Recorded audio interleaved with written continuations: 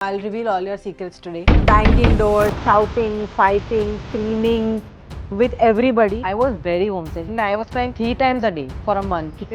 I could feel palpitations. I freeze completely. So my friends also tell me, oh, your parents are so cool. You're so close to your house help. Your mom doesn't cook regularly for you. I think there's a very fine line between them as parents and them as therapists. I really damaged you in your childhood. Being born to also very ambitious working parents, define myself through my achievements and what I've done. Being constantly worried, just the way it is supposed to go. Or, you need to get marks, or you need to be the topper of your class. 6 days a week, I had different kind of classes I was going to. Why am I feeling so angry? Why do I get so triggered and upset and frustrated? Now it's been almost 7-8 years since I have sporadically or actively been taking therapy or trying to deal with my issues in different ways. Therapy is for life. If your kids are taking help, don't poke them and pester them about it, otherwise it's going to backfire. And don't even pester them कि अभी result क्यों नहीं दिख रहा है, result क्यों नहीं दिख रहा है, right? उन्होंने वो देखी नहीं त्विशी खाने वाली. It's a journey. I'm not 100% perfect. Today with me is Tvishi Trivedi. She is my daughter and she has also, like all kids, gone through her own set of mental health challenges and is willing to talk about it. I hope you like it and I would love to hear your comments on this podcast. Remember, no trolling, no nasty comments, only love, compassion, empathy and appreciation for everybody who is coming on this talk to share their journeys. Welcome, Twishi. Hello. Would you like to introduce yourself to people who don't know Okay, you? so hi everyone. My name is Tvishi Trivedi. Like she said, I am her daughter. But I'm currently 25 years old and I just finished my master's in Germany. 2-year master's, finished my business degree, and now I will very soon be beginning my career journey. But yes, I think because of my beautiful parents, I've had the privilege to have lived abroad for a few years, and also in India. And I have a younger brother, and my other brother who's my pet dog. But yes, so that's a little bit about me. Yeah, so Twishi, I know it's a double-edged sword, right? Living in a family where parents are constantly talking about mental health and living with parents who are themselves therapists. So first, let's start with that bit. How has it been like to live with live with a set of parents who are working in the area of mental health? So they were not always working in the area of mental health. So I think, unlike, my friends also tell me, oh, your parents are so cool. They must understand everything you go through. I'm like, no. For most of my life, they were normal parents who have shouted at me, who have gotten upset at me, who have not understood why I'm crying. And it still happens sometimes, right? Because I think them being therapists is different from them being my parents. So many times they also get mad at me saying, why are you crying about this? Enough. It's okay. Don't feel so much. Put everything aside and do what you have to do. But I think over the last few years, I think they have, I can see them also growing as parents. So I think rather than me looking at them as therapists, I look at you guys as parents who have now just become more emotionally sensitive and available as parents over the last few years. Of course. But it's difficult because there's a lot of hyper analyzing behavior. So many times I hear my mom, I'll reveal all your secrets today. Yeah, But so many times she's like, randomly out of the blue, that I think I really damaged you in your childhood, right? And I'm like, I don't even think about it, like it's done. Yes, you may have. Yes, you have done maybe mistakes also, but I don't think about it. So I think there's a very fine line between them as parents and them as therapists. But I see them having grown as parents through this whole journey. So I think it's good. Okay, great, wonderful. So would you like to tell me about, so as you know, the objective of this podcast is for people to come up and talk about their mental and emotional challenges that they've gone through. Maybe you may have gone through as a child and as a teenager, and taking help and doing something about it. So would you like to start off with first as a teenager, as a young adult, what were the main emotional issues that you went through and that for which you needed to take help? I think one thing I remember is just being a very angry teenager. I think a lot of banging doors, shouting, fighting, screaming with everybody, whether it was Ansh or you or Papa or everyone. So that was, I think, one big feature of me growing up. And I think along with that, being born to also very ambitious working parents, that aspect also comes up of having the need to prove, your worth or having the need to be the best at whatever you do. So I think when I look back at also my journey of growing through this and taking therapy, key themes initially was anger, but then all that came down to the need to prove and the need to, constantly um, define myself through my achievements and what I've done. So I think that was something that was a big, big highlight, I would say, of this whole thing. And now when I see as growing up, that reflects not in anger, but in terms of, like anxiety or, being constantly worried or very, panicky and paranoid about Like a stuff also. perfectionist. Yes, like a perfectionist, but I think that perfection has also changed. Initially, as a perfectionist in my work, very detail oriented and all of that. Now I look at perfection as more of having all the bases in life covered and having everything going just the way it is supposed to go or the way I think it's supposed to go. So that has come up. Did that somewhere come from parents' push, or was it inherently you learnt by just observing us the way we are, or is that how you are inherently? What does it feel like? Because I don't remember pressurizing you too much about these things, right? No, I don't think there was, any kind of direct pressure, no, you need to get marks or you need to be the topper of your class or whatever. But I think it was something I very naturally picked up because I hear stories of, Papa, how he did cricket also and gave board exams as a board topper. And, how you have also done so many different things in your life, whether both of you, like whether you're done hobbies also, you've worked also, you've changed your career also. And I think you are also both high achieving siblings in your families. So indirectly, maybe that was picked up, and maybe genetically also the need to do so much and do all of that. And maybe it was also trained because I remember as a kid also 6 days a week. I had different kind of classes I was going to, and I had to practice for that and play sports and do music and study and all of that. So maybe that was an indirect way of bringing that out also. Yep. Yeah. And you do admit that at some point that that eventually led you to being a little bit angry, anxious, all of that. Is it? Yeah, I think if not directly, that would have So, at played a what role, point in right? your life did you decide that you need help? I do remember telling you and asking you, but you were like, no, no, no. So, at what made you kind of? No, I think when you guys started all of this, I was very curious, what is this, kya hota hai, all of that. But then I did not actively do anything about it till I was, I think, class 10 or 11. I think I don't directly remember when I started realizing, okay, I need a little bit of help or intervention. But yeah, I think it was now it's been almost 7, 8 years since I have either like in sporadically or actively been taking therapy or trying to deal with my issues in different ways, whether it's not just therapy but through forcing myself to be physically active or talking to my friends about stuff and things like that. Okay. Cool. So what do you think? What has your mental health journey been like? Like, would you just like to share as much as it is comfortable for you? That what were the main emotions you struggled with when you reached out to a therapist for help? How did you manage to do that? And then, what did that healing journey? What was that healing journey like? Like, how did that help you? How did that help you? What stuff helped you? So again, like you said, it's a journey, right? It started off as something else. Now lately, it's something else completely. But I think it began with the amount of anger that I was just constantly feeling, and I could feel that physical manifestation in my body. It was not just an anger that came for 2 minutes and went away. I used to feel actually very, very angry. So I think my whole therapy journey began with that, to understanding why am I feeling so angry? Why do I get so triggered and upset and frustrated about stuff? And that was, I think, the first thing that I worked with as far as I remember. And that brought out, childhood things and how, how is my relationship with you or with Papa or with Ansh. So I think all of these topics came up to some degree in these sessions.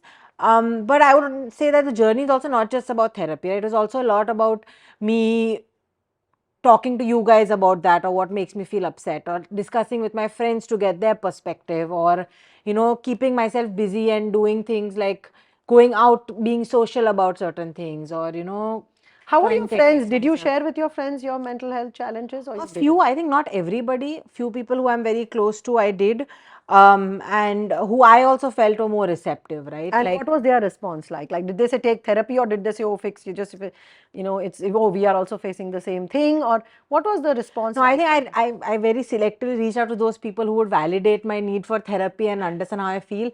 So I have a few friends who also then help me analyze stuff, right? So I had official therapists also and unofficial therapists also. But Okay. thankfully, all of those, very grateful that they did understand and they did um, validate how I was feeling and what I felt was the best way to move ahead. What kind of therapies worked for you? Like what really was most effective for you? So people will think I would know a lot, but my parents, because they know so many modalities, I don't know what any of their names are at the end of the day. Yeah, I think she's been least interested in our work. But I think I changed quite a few therapists also before I found one who I was very comfortable to talk to. So I think there was a little bit of experimentation there. It took a year or two to get the right vibe and connect. But a lot of it was inner child work, I think, and a little bit of regression, and also a little bit of coaching and counseling. I think that was because I'm also a logical person. A part of me is very logical. So somewhere coaching and planning also. Was this online, offline? Every therapist I had was online.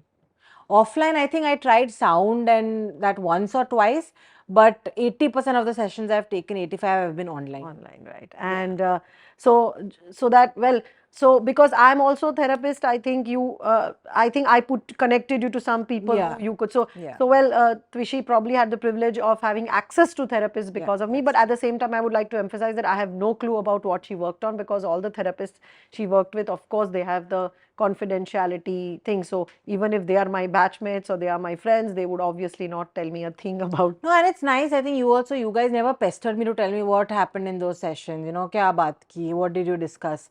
And until I, brought it up and I said, this came up today, they would not mention it. So I think that is something that in hindsight, I appreciate. And if your parents are looking at this podcast, if your kids are taking help, don't poke them and pester them about it. Otherwise, it's going to backfire. And don't even pester them कि अभी result क्यों नहीं दिख रहा है, result क्यों नहीं दिख रहा है, right? Yeah. I think that is. Yeah, because I think when I look at my journey also, there was no tangible results instantly, like after one session or two sessions. But over time, I think there's a lot of change that I see.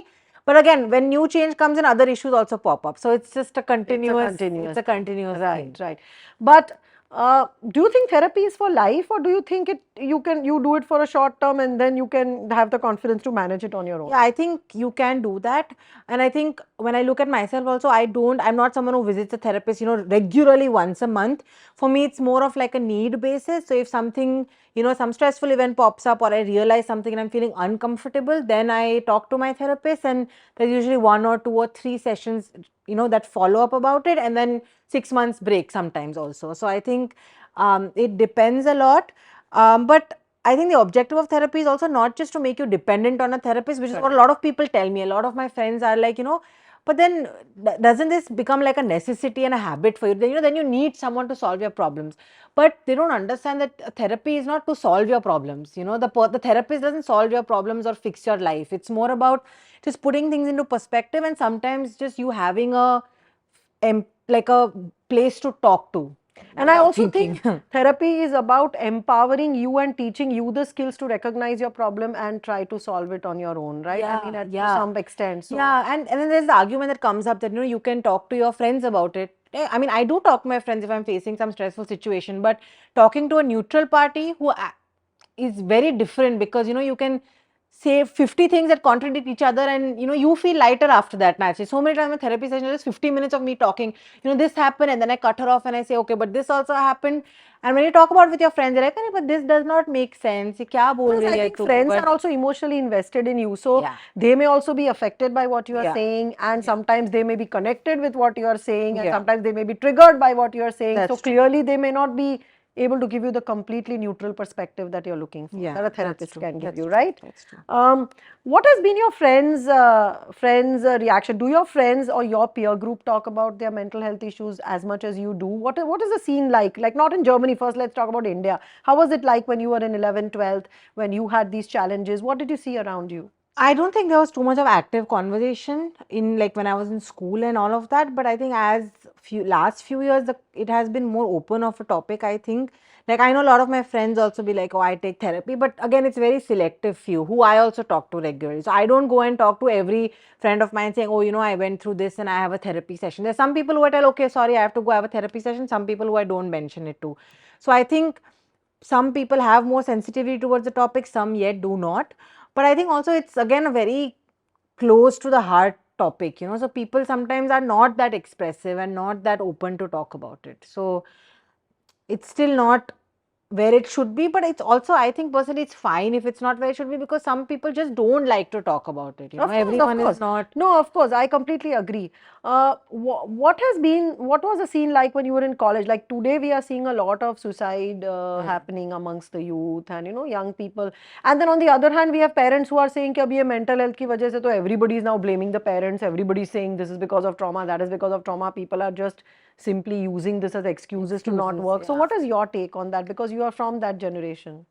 See, I think you could label things as an excuse when you have tried whatever you can to, fix it and take charge of it. But, i- unless you have tried that, I think it is you making an excuse. Because I remember me also blaming, let's say, my parents or my friends or my brother, saying, this is happening because of you.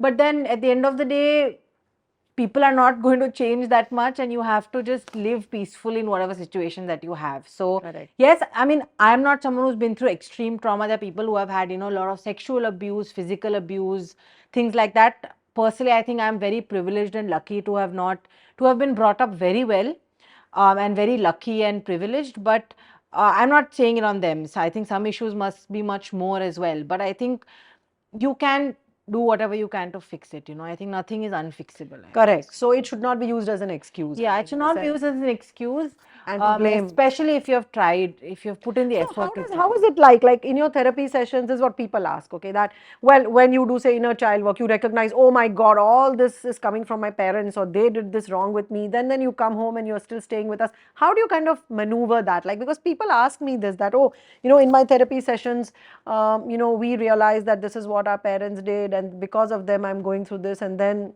going back and staying with them in the same house. What has it been like for So you? I think when I look at it from my perspective, and my anger was not related to things like, abandonment or alcoholism or abuse, that I should add that as a disclaimer. But I think what I realize is when you have a good therapy session and you can actually work through stuff, you don't leave the session feeling angry and infuriated. Yes, sometimes you feel very tired, very fatigued, very numb, and you just need to sleep for 12 hours, but you don't. I personally have not felt more anger after any session, because trained therapists know how to close the loops, and I think end on a more productive and a more positive outlook, Empowered. empowered outlook. So if you find the right therapist, you were not going to face this problem of, shit, if they hurt me so much, how can I live with them? No, you understand that, okay, yes, they did hurt you, but you're feeling better about it now. So How do you think, first question, first part is, do you think therapy has helped you in your mental health, physical health, and your relationships with friends, family? And two is, how has it helped, if at all it has helped you? I think it definitely has helped. I wouldn't say directly for relationships and friends. It's more like if you do therapy, you work on yourself, and then you become more intuitive and you naturally make things better. So it's not like therapy has made my relationships better, but it has made me better. And because of that, I can perform better. I can have better friendships, better relationship with my parents and In things what like way? that. When you say better, can you explain a little bit more? How are you better, like versus Twishi, who say before the mental health journey and after that, what is the difference? So I think, like I mentioned at the beginning, a lot of angry, banging doors, That shouting, I remember. screaming, hitting, things like that. But now it comes down to more of, you said this and I felt very bad about it. So please don't say it like that. Or just not, I don't know, I don't get that angry anymore. I think my friends currently don't believe that I was an angry person. But I know how it was like. They're like, तू तो गुस्सा ही नहीं होती, तू तो चिल्लाती नहीं है कभी, but नहीं इच्छा होती हाँ, चिल्लाने की. उन्होंने वो देखी नहीं है त्विशी पहले हाँ, वाली, हाँ. है ना? So that is, So do you think very different. all that gunpowder has got emptied out in therapy, or at least reduced because of your Yeah, I sessions? think so. And and because therapy also helped me draw parallels and connections. Now, if a triggering situation like that comes up, even if it's more triggering, I know, okay, this is me reacting because of this maybe. So take a step back, relax, breathe, and it will be fine, kind of thing. So has it helped you also resolve or create less misunderstanding with your friends or with your colleagues or something? Has it helped you at work? Yes, sometimes. Still, like I said, it's a journey. I'm not 100% perfect. There's still sometimes where I get so overwhelmed and so triggered by things that I don't understand it until, a day or two later, or when I take a session or stuff like that. But yes, like I said, it's made me, I was always an expressive person, but it's made me more expressive, I think, in a positive way, in terms of very clearly be able to say what's going on in my head. Yes, in stressful situations, I still can't. So if I'm arguing with someone, I need to put out my thought. I still cannot do that. I still need to learn how to do that. But yes, I think I can put things into perspective and calmly try to communicate how I feel. Wonderful. What would be your message to today's teenagers and also to the young adults? I think there's something that I realized, not just because of therapy, but just in general, that actually everything that you're feeling, there is 100%, 90% of your friends also feeling the same thing. 90% of them going through the same experience also. If you're feeling angry at, your mom because of this, your friend would also be feeling that, maybe because of a different topic, but the same anger, same frustration, same insecurity, same anxiety. So I think I'd mentioned this one of the lives that we also had, that you are not alone. Actually, more people feel what you feel, if not even to a higher extent and a greater degree. So what you think, if your problems you think are very large and big, everyone else is also going through it. I'm not trying to invalidate, but that, you don't need to feel like, why is this just happening with me? Because it's actually happening with everyone. So leverage that and, support, support your friends and take their support and try whatever you can, right? For some people therapy works, for some people investing more in physical health works, for some people, pursuing things that they like doing, like painting, stuff like that helps, like you, I think. At least that's what I tell you to keep doing. But yeah, so find whatever is your therapy, whether it's modalities or whether it's, your hobbies or friends and stuff like that, and keep doing that, because it's not just a one off thing. So it's not like 5 sessions ho gaya khatam. It's more of how do you integrate that into every single day and every single year of your life, I think. I'm speaking very big stuff. मैंने अभी इतना सब सीखा नहीं है अभी तक, but I'm learning how to do it. And what would be your message for parents of young kids today? I know you're not a parent, but you have lived with parents, you've had friends who've had parents, parents like us who've done some things right, some things wrong. What would you like to share to people of my age, say, your friends' parents? This is very difficult as a question, I think. But, if I were to, let's say, just look back on how I have experienced it with you guys as my parents, was few things that I liked and I didn't like. I think one thing is independence. Make your child independent. I think you guys did a very good job with that. Physically independent also, but also emotionally. That was a little lacking somewhere. So I have learned how to do that now. But give that independence and let your children make decisions and all of that, because that's how, I think I have developed my intuition and gut feeling, which I, really lean back on even today. So that, and giving healthy amount of space.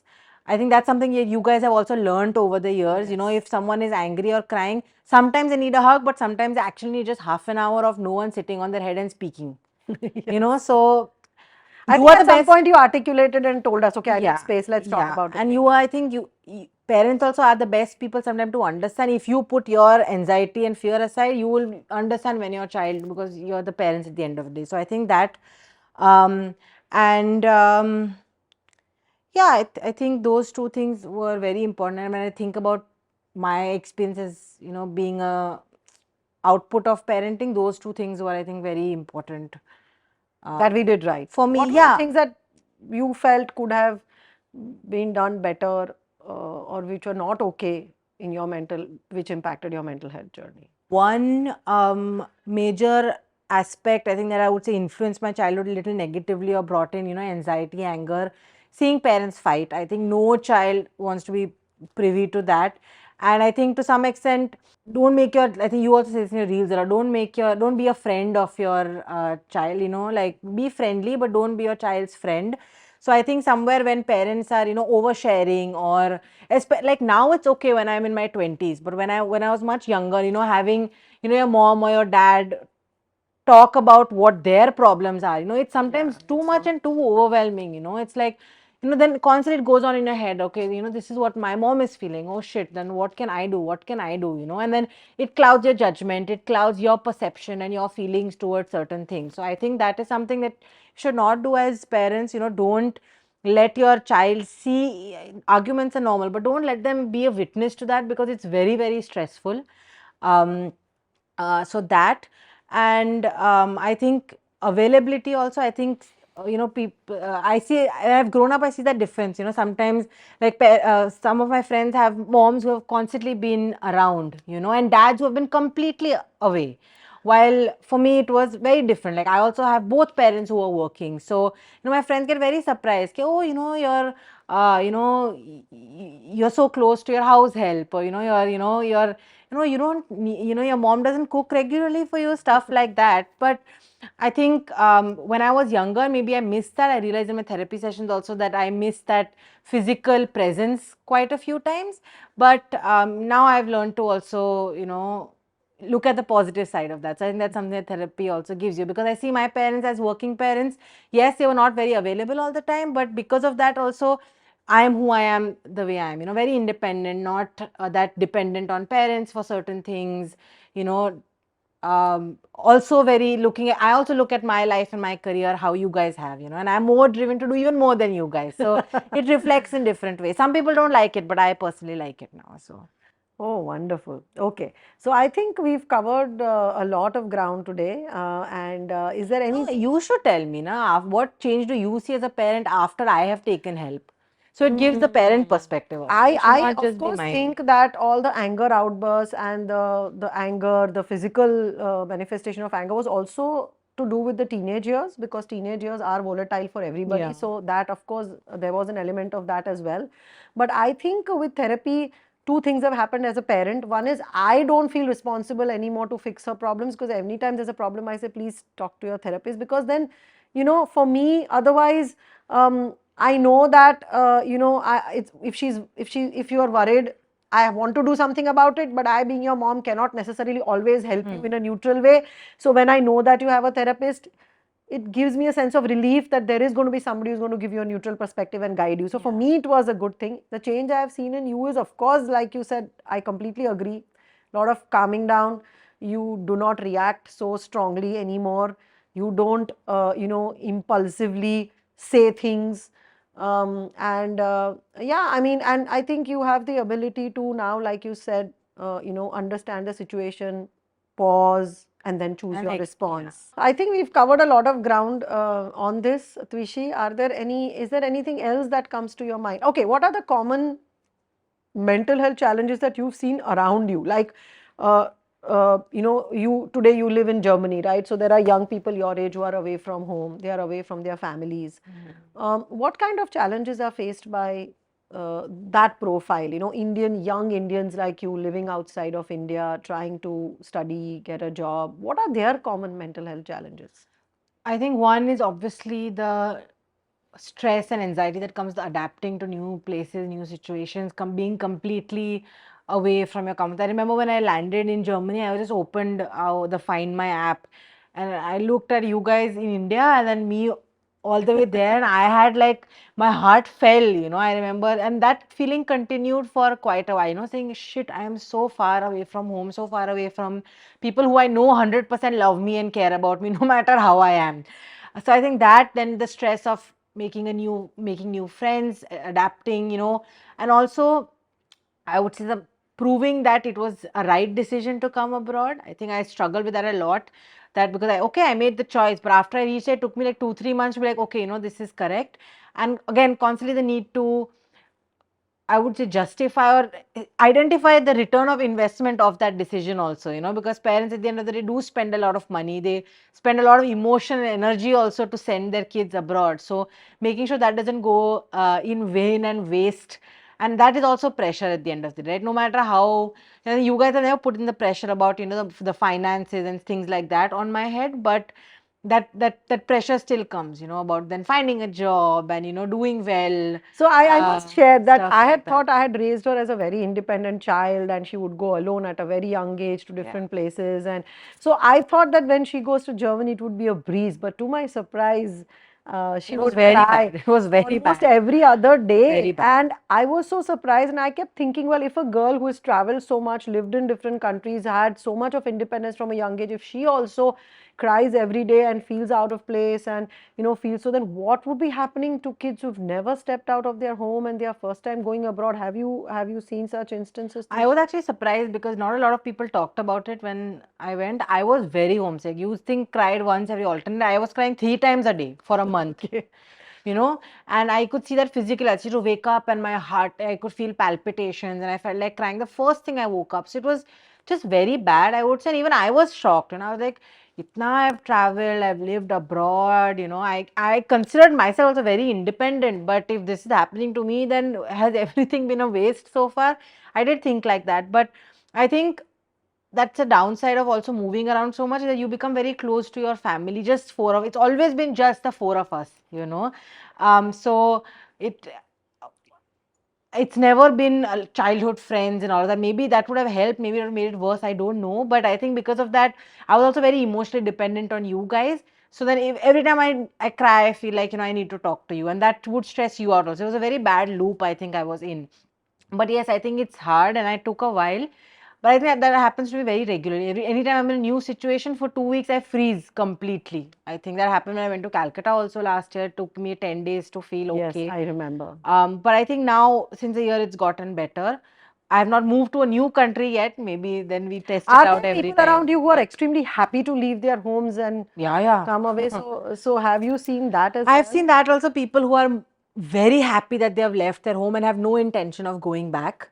Now, Do they have maybe other mental health I challenges? don't know. Now, maybe they say it because it also shows you're very strong and independent. But there are, I think, people who come from very toxic families, difficult households, and who have always felt very suffocated maybe at home, and they are very happy to, step out and not have to justify the decisions to anyone or give reasons and Yep, explanations and yep. things like that. So for them, it's their ticket to Yeah. freedom and Yeah. away from toxic No one environment. is stopping you from doing anything. So that also does exist. I see. I see. Um, I think we've covered a lot of ground because, as you see, both of us talk very fast and we express a lot. So I think in about less than an hour, we've covered a lot of things that we wanted to cover as far as mental health goes. Any challenge you have seen specific to the boys of your age, Twishi? Because I have see, I'll tell you very honestly, 70% of our clients we work with are women, and I have seen a lot of women talk about mental health challenges and what they face, but very few men and boys talk about it. I'm hoping to have more men and boys on my podcast, but I wanted to ask from you, like your teenage friends, your college friends, your adulthood friends. Out of the boys or the men how many of them have had mental health challenges, spoken to you about it, and what kind of challenges I are think a those? big problem with men, or at least young adults my age, is men, they just, the first thing I need to do is identify what they're feeling to actually then work on it. A lot of times they don't know what they're feeling, where it comes from, and why they're feeling that way. And because of that, they don't even feel the need to Talk talk about about it. it or do But do you something. think there are But I think problems, it's or also, actually no, are it's less also very problems? different. I think guys, when they're with other boys, the kind of conversations they have are very different. I can see that very starkly. Like when there are girls in the group and boys are there, you have more heart to heart, more intense conversation, one-on-one girl boy conversation. But I think boys in a boys group, I'm not sure how much they actually end up discussing, because their gatherings are very either a lot of fun and musty, or they don't talk. I think that's what I've So you've noticed. I may had be wrong. boys friends who've talked to you about their mental health challenges? Not as much No. as I think we do know that. And yeah, so not So as do you think much. that's how it is, or it's not okay, or what's the reason behind it? I'm sure there would be some kind of gender differences, genetic differences that would also come up physically because of Because they are yeah, because they're men. But and I think with a lot of boys also, I think, and I see in this age group of mine, after early 20s are over, is that there's a lot of pressure to, as per society, at least as per Indian society, I'm not sure globally, to be a certain way and do certain things, they're becoming financially independent and, being completely sorted, doing stuff on their own independent. While I think women in the Indian society naturally have been given the liberty to be dependent on other people. So whether it's parents or then your future husband or their family. So I think naturally men also feel that more pressure. And I see that with my friends also, sometimes they just constantly want to do more and more and more, and they constantly feel that they have not done enough, when women, I don't see, naturally feel that too much. They're okay with settling for less. Now it may be good, bad, I So don't know. do you But think that the friends you had, the boys or the men who you know, do you think that it has affected their mental health, and what kind of challenges you see amongst them? Or they have no challenges, which is hard to believe. no, they do have challenges, I think, but I guess they deal with it in a much So more do they laugh logical way. about it like, हाँ हाँ ये No, तो I ऐसा don't think कुछ they नहीं है? laugh about it, but they have better ways to, I think they're more logical about it. So then they go for a workout, or they Oh. things like. So I see that with my friends when they're feeling frustrated, tired. They find coping mechanisms through going for a run or Do you going know for friends who also take help for their mental health challenges, girls or boys? girls. Yes, boys actually no. Not that I Why? know of Why? directly. Yeah, I refuse to believe that there are no problems that they face, but You don't know of any who is no, taking help. I Okay, don't well, know so that is anybody. obviously one important point, Actually, I because don't know. I find it hard to believe that if a same set of parents have brought up girls and boys, I mean, they both would have. I think Ansh started recently. He's the only guy I know, my brother, who has Yeah. done anything about that. I Also have to very get him on the hesitant. He was podcast. very hesitant about it also, right, Yeah, to no, so start. So even you were hesitant. He was also hesitant. He says, I don't have any trauma. I don't need to start therapy. But I think at some point, he did give it a try. And after that, he was the first one to actually, without prompt, tell me that I'm a different person now. but I think also Has one he thing. shared with you No, not that about it? much. But I think one thing that I've realized also is when I talk to my friends also about the kind of work that you do, the word trauma is a very heavy word. So naturally, people who have not been through like, Major intense. trauma will feel, I don't No, know. yeah, no, yeah, for them trauma is like, oh, trauma तो नहीं हुआ, मतलब ठीक है, parents के साथ ये issues थे, but trauma तो नहीं बोल सकते उसको. So I think maybe this whole domain of work needs to identify a lighter word for such people, because I think because of this reason, a lot of people dismiss what they feel, because yes, trauma, from now I know that trauma doesn't necessarily mean, someone going to war and having PTSD after that. It can also mean Trauma just. could be a simple thing as I felt neglected by my family, or I Yeah. felt So people unloved. don't look at that as trauma, right? Because it's at the end of the day, we've been trained to look at it as a very, very heavy word. So maybe you can do that for yourself and your young clients. Don't call it trauma, call it something else. In your research put trauma, but call it, Yeah, something so else then we maybe. might probably have more and more boys recognize some of Yeah. the things that they can Because work on. when I And talk it to doesn't have to be certain people, therapy, it can be coaching, it can be mentoring, it yeah, can be those kind of things yeah, as well. Is that right? yeah.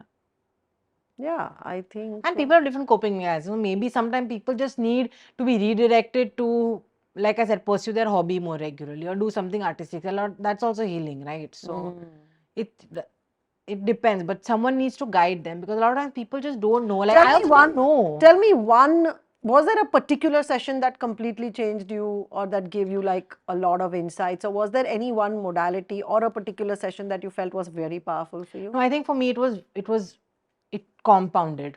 So I wouldn't say there was one like mind blowing session.